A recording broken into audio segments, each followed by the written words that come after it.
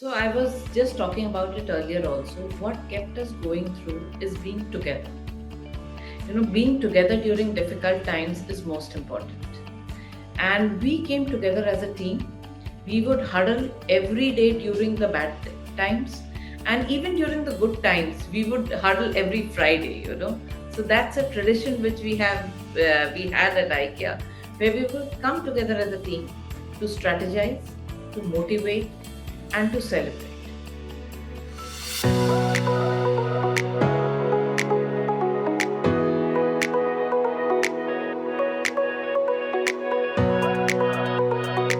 Hello and welcome to FaceTime with Leaders, presented by Directors Institute, World Council of Directors, where we bring you insightful conversations with industry pioneers who are shaping the future of business, leadership, and corporate governance. Today, we have the privilege of hosting Ms. Anupama Priyadarshini, a dynamic leader in finance, strategy, and corporate transformation, with a stellar career across IKEA, PepsiCo, and Tata Steel. She has led multi-billion dollar operations, expanded businesses globally, and driven financial excellence at scale. From leading 6,000 plus crore in global purchases to spearheading digital transformation and governance, her impact is undeniable. A visionary who turns a strategy into execution, Ms. Anupama's leadership is all about bold decisions and lasting impact. Get ready for an insightful conversation with a leader who truly knows how to drive change. In this episode, we will dive into her journey, the evolving role of corporate governance, and what it takes to lead in high stakes financial and strategic roles. Whether you are an aspiring leader, a corporate professional, or someone passionate about business transformation, this conversation is one you don't want to miss. So let's get started. Ms. Anupama, welcome to FaceTime with Leaders. Hello, it's my privilege to be here. Thank you for having me. Ms. Anupama, every great leader has a story, not just of success, but of moments that shaped them, challenges that tested them, and decisions that defined their path. So, looking at your incredible journey from Tata Steel to PepsiCo to leading multi-billion dollar operations at IKEA, it's clear that you have never shied away from bold moves. But if we rewind to the early days, what was that first big moment, the turning point, where you knew you were on the right path? So, Sunny, it's not about one moment, it is about many such moments, and it is in the everyday, the curiosity and the desire to learn. And once you have that, you have a growth mindset to keep growing. And while you are growing, it is also important to view everything with a project management lens so that you can ensure execution in a timely manner. One thing led to another, started with operations and cost research at Tata Steel, contributing towards making the organization the lowest cost producer of steel in the world. Then moving on to strategy team, where we were working on growing Tata Steel from a small 5 million ton player in one city in eastern part of India to becoming a global giant steel organization conglomerate, and then going to continuous learning, how you learn, how you absorb, how you implement, and do it every day. This is what kept me going, and this is what still keeps me going. That's such a powerful moment, Ms. Anupama. It's clear that those early decisions really shaped your leadership style and set the stage for the bold moves you have made since. All right. So, continuing our conversation, managing a global purchasing and logistics operation worth over Indian rupees 6,000 crores is truly monumental and speaks volumes about your work scales and complexity. With such responsibility comes immense pressure, but also incredible growth opportunities. So, in all your years leading this high stakes operations, I'm curious what has been the most challenging moment you have faced, and more importantly, how did that challenge ultimately become one of your most rewarding experiences? Remember the COVID times? I was at IKEA then, and all of us were inside our homes. And the only business that was growing was the home renovation business, because we were at our homes, we wanted our homes to look beautiful. But we were facing the challenge that the demand was there, but how to secure continuous supply? There was no goods practically, and there were no people. So, bringing that to fulfill the demands was a big challenge. And how we went through is we connected through each and every of IKEA purchasing suppliers, what were their challenges, what they could supply, how they could supply. So it was working towards availability of goods, working towards availability of containers. Remember those times, huge logistic challenges across the world. And then, if we had manpower at our supplier factories, we did not have enough manpower in our purchasing business to ensure that things are happening because people were going through so much. We even lost a co worker during those times.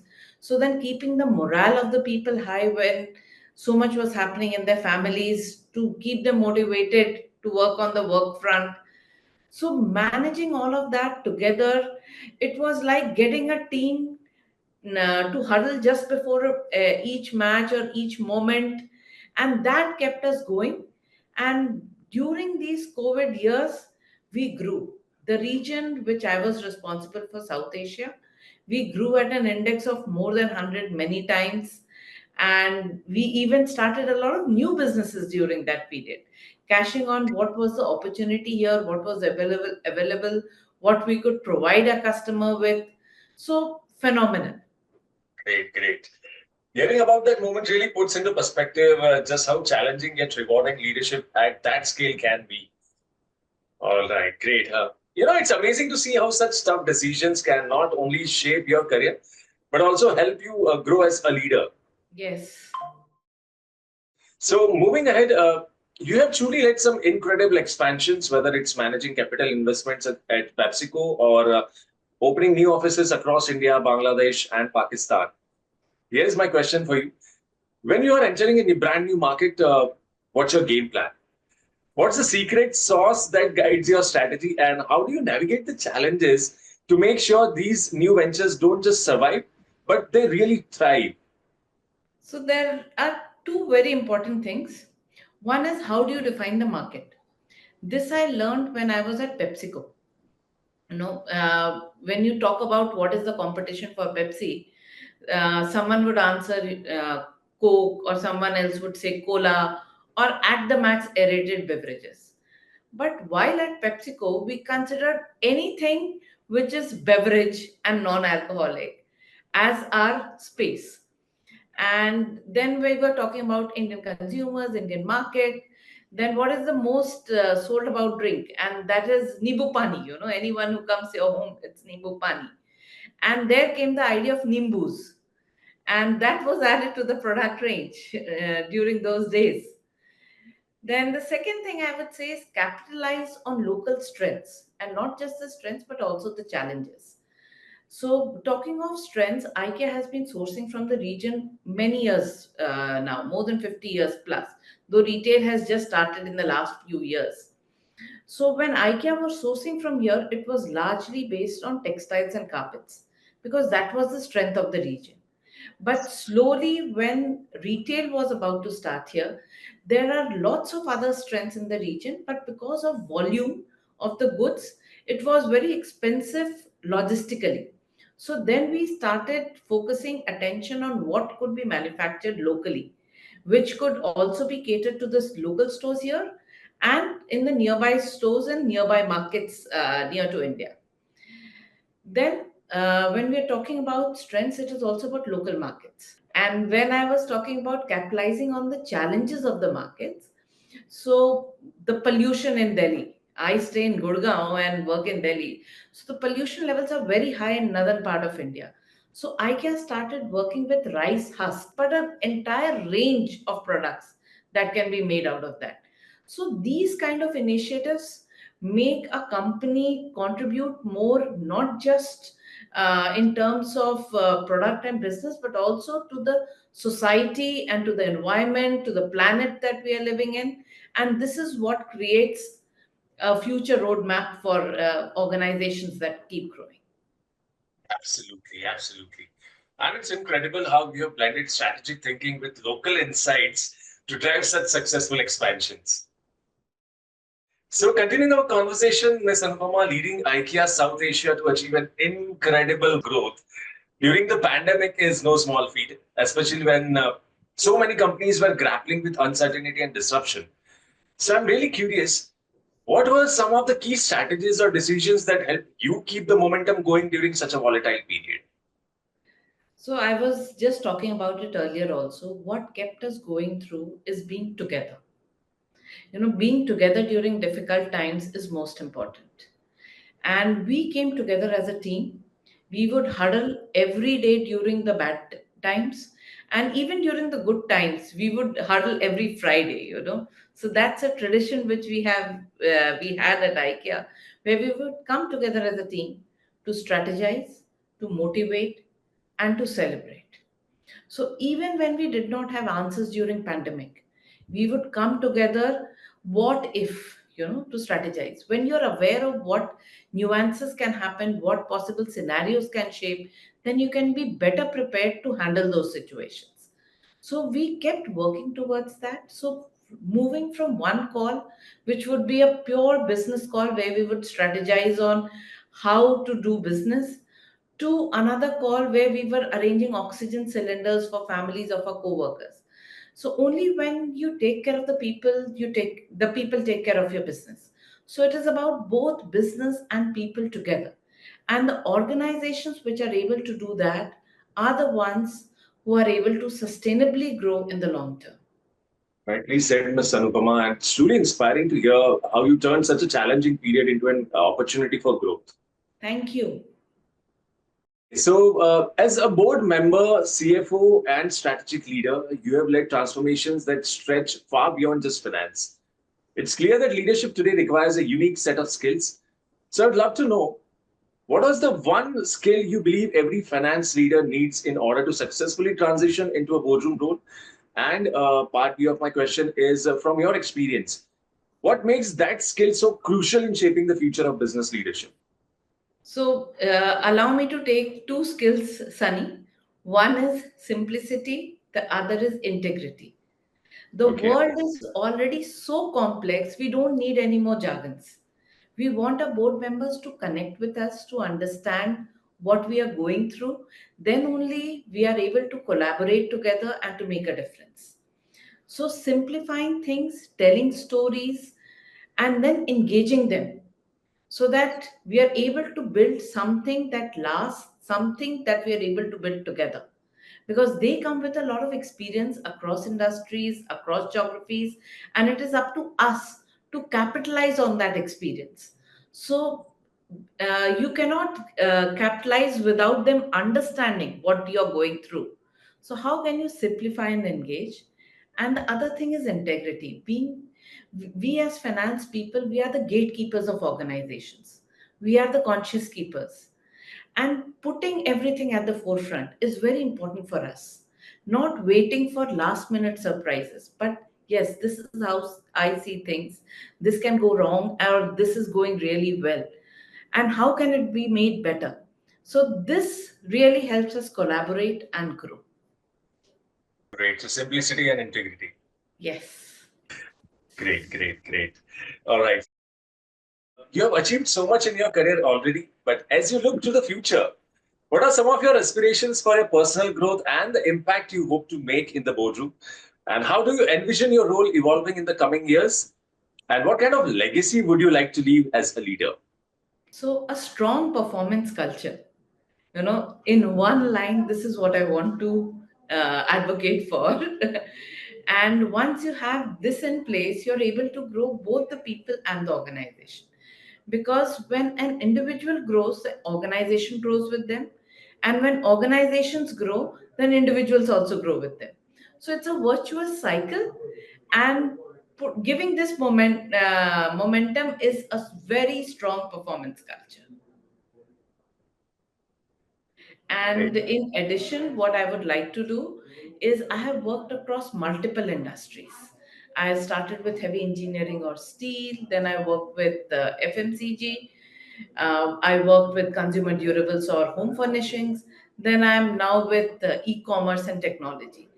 But across industries, what really binds people together and ensures organization success is values across the organization, because that is what binds people together. So, strong organization values, and based on a very strong performance culture. Incredible, incredible. Your vision for evolving as a leader and your focus on leaving a meaningful legacy in the boardroom are truly inspiring. Thank you. So, Ms. Anupama, with your extensive experience leading businesses through risk management, compliance, and corporate reporting, you have seen firsthand how complex governance can be. We often hear about the obvious risks, but from your perspective, what are some of the most overlooked governance risks that companies should really be paying attention to? So, what happens in many organizations is that risk or the risk framework just sits at the top of the organization.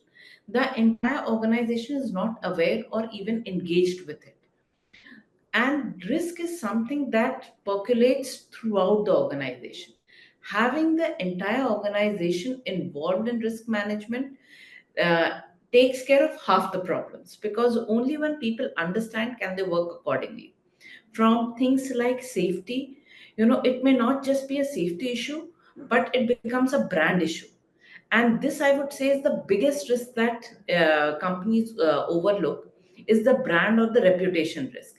Any act which leads in it takes years to build a brand, and any act which pulls down the brand value is not okay. And each and every individual of the organization should understand, be it the person who is responsible for compliance, that if they are not performing this act of compliance, how will it impact in case this comes to the forefront, or in employees' behavior on social media or in public, or if someone gets involved in a posh case. Everything has a detrimental impact on the brand if it is not done in the right way. So, involving the entire organization, sensitizing them, and making everyone work towards risk management helps mitigate half the risk. I really appreciate how you have highlighted these often overlooked risks. All right, so that brings us to the last question of the podcast. And Ms. Anupama, you recently joined the Directors Institute, and that's such an exciting move. So I'm curious to hear about your experience so far with the Institute. What motivated you to join in the first place, and how has it been so far in terms of aligning with your own leadership journey and aspirations? So, Sunny, I've been working for more than 26 years across industries with very respected, trusted, growing, and sustainable organizations. What I wanted to do is what I have learned during these years, my experience, to share it with more organizations, with more people, and give it back to the corporate community. Because it is not just about me now, it is about how can I grow others along with me, other people who act as a mentor to many, and other organizations where I can share my experiences and then help them put their building blocks together. And yes, why Directors Institute? I had heard about it from a few friends, and what I heard is actually true. It's very simple to understand and very structured how you take us through the process. And I really appreciate that. Thank you so much for making me a part of this. Fantastic, fantastic. Great. Ms. Anupama, thank you so much for joining us today and sharing a remarkable journey and insights. You have shown us that true leadership goes beyond titles. It's about embracing challenges, continuous learning, and always staying focused on making a positive impact. So, thank you so much for joining in. Thank you. Thank you, Sunny. Pleasure was all mine. Likewise, to our lovely audiences, I hope today's episode has not only provided valuable takeaways, but has also encouraged you to think differently about leadership, risk, and growth. Thank you for tuning in to FaceTime with Leaders. We hope you feel inspired to push boundaries, embrace new challenges, and keep striving for excellence. Stay curious, stay resilient, and as always, keep leading with your heart. Thank you so much and have a nice day.